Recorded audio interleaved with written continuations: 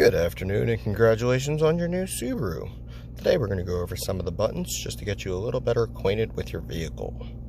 So first thing we're going to start with is under the left vent. A couple buttons down here.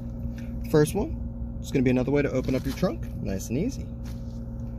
Dial that controls how bright your screens are, so at night it's not too bright on you. Along with your memory lift gate.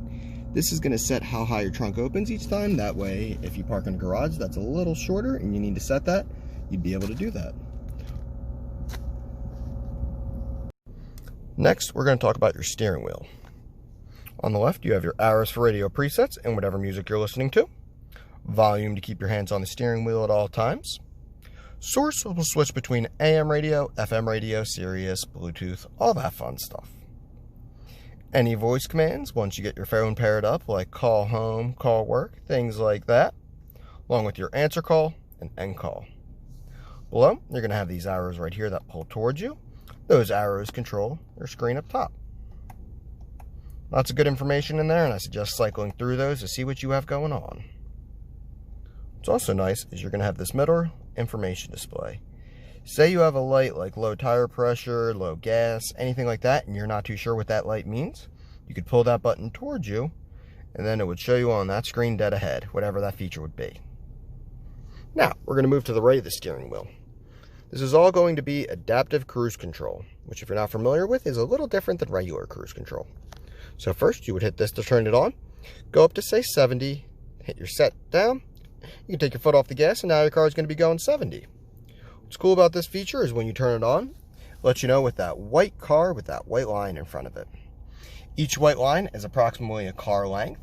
You can have as many as 4 or as low as 1. That's what these buttons are for. Top that adds space, bottom that takes that space away. And then finally, your lane keep assist for while you're in cruise control. One thing I always like mentioning with cruise control is your car does have a 1,000-mile grace period. I suggest being a little careful on acceleration, how heavy you brake, and I wouldn't use the cruise control for the first 1,000 miles. Won't damage the car or anything, but since it's a new car, it's still getting those accurate miles per gallon, and that gives it a little bit of inaccurate numbers, so I suggest staying away from that. Next, we're going to talk about your nice touchscreen. So, first things first, your map icon in the top left pulls up your big map. It is a TomTom brand navigation system, so it's always reliable. All you have to do is menu, search, and then you could type away for whatever address you needed. What's also going to be nice is you're actually going to be able to add a home destination, look at your recent trips, along with even setting certain ones for favorites if you use them often. Hitting the home button right there will bring us back to the home page. Next, the radio. So what's nice about your radio is your radio presets. Mix match them with AM, FM, Sirius, whatever you find most convenient, no order.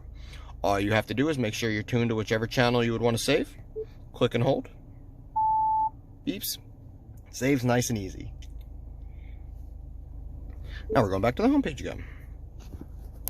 Next, media. Media is going to be anything that isn't radio. So Bluetooth, USB, anything plugged in with your iPhone or an aux cord would all be located in here. Next, your phone. This is going to be the easiest way to Bluetooth your phone to the car because it prompts you right away. You would then hit yes. Go into your phone's Bluetooth settings. You would then look for Subaru in all capitals. Select that. It's going to give you a pin that you want to make sure matches both the cell phone and the car. Then hit pair and you're good to go. Once you're done, this is how it'll normally look, but it'll have all your information up nice and easy. Apps is anything compatible with both your cell phone and the car. So you can see a lot's blanked out right now just because nothing's plugged in. Two things I suggest taking a look at here is Apple CarPlay and Android Auto, depending if you have an Apple phone or an Android phone. First rule of that is it doesn't run on Bluetooth. You do need to have it connected with a wire. That wire would plug in right down there in one of those two. Then it's going to replicate your phone screen to the car screen, making it a bit more of a user-friendly interface for one that you're used to. Car info is good, and it's going to give you Some good information about whatever angle hill you're on, a little bit of off-roading, maintenance packaging, which lets you know about your oil life, oil filter, all that fun stuff. Then advanced packaging that breaks down your settings a little easier. We're going to go over this in a different screen though. If you signed up for my Subaru or Subaru Starlink, stay tuned. That's actually going to be a separate video that I'm doing. Feel free to call with any questions before that. And finally, settings. Lots of good information in here, and I suggest taking some time and going through and seeing everything your car has to offer with these. All kinds of good stuff. Perfect. Back to the home screen.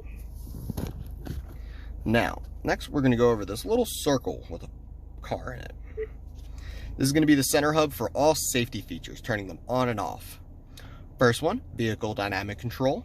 This is going to pair all your tires to move at the same speed, lessening your chance of hydroplating in nasty weather. X mode is going to be more for off-roading. Most important part of X mode is you can't go over 15 miles an hour. It will not allow you to. I tell everyone this is meant for all off-roading purposes in any terrain other than asphalt. Once again, most important part is you cannot go over 15 miles an hour. Auto vehicle hold, a nice one to have. Think of that as the hill assist if you're familiar on stick shifts. So you come up a hill, get stuck at a red light. Once your car comes to a complete stop, you can flick that on. Then let you know in green right here that it's turned on.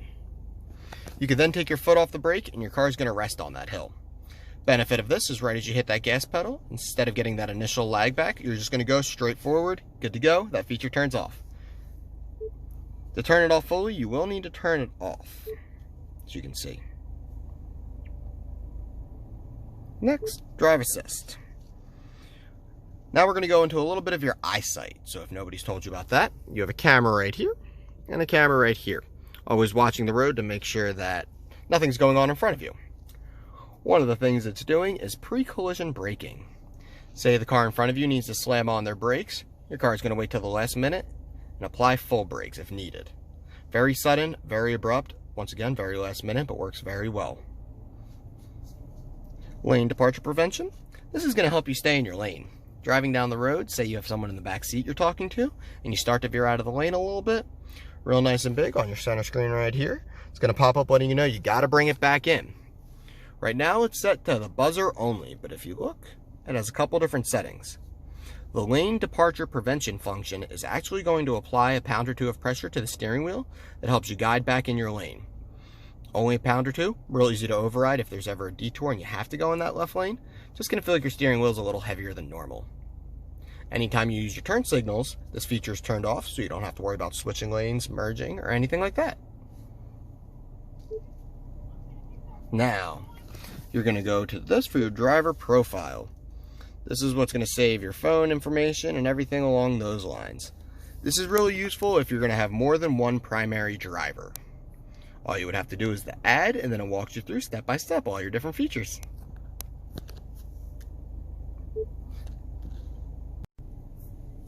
Next, we're going to talk about your climate control. So you do have dual climate control, always useful to have. So you'll see on the sides there are hot and cold. So you can adjust things with these buttons. That makes things a little more convenient while you're driving. If you're pulled over and you have the time, you can actually select that as well. Pulls up the big menu where it's also going to be your heated seats, your sink, so you can pair both sides together, or if one person would like it a little hotter or colder. And then you do have a dial as well that you can control everything with. Select on the passenger side for all the same features, but for them instead.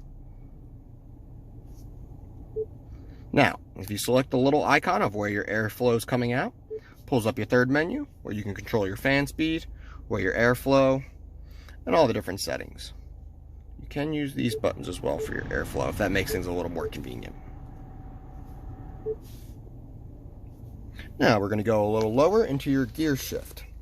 Only really thing worth mentioning here is your parking brake. Flick it up to turn it on. Let you know with that red light, as you can see. To turn it off, foot all the way down on the brake, push that straight down, that light turns off, and you're good to pull forward. Final couple buttons are going to be at the very top, right above your mirror. This is where it's going to tie in with the Subaru Starlink. So, SOS, roadside assistance. If you hit the SOS, it calls the closest 911 dispatch. God forbid you ever get hit, airbags deploy, they give you a call. You don't answer that call, they'll send people right away. Nice, good to go. Next, roadside assistance. Crack windshield, pop tire, run out of gas. Typical roadside, anything along those lines. If you hit that, you'll get a Subaru representative and they'll help you out through that issue. Well, congratulations on your new 2020 Outback. Feel free to reach out with any additional questions you have, and enjoy the rest of your day.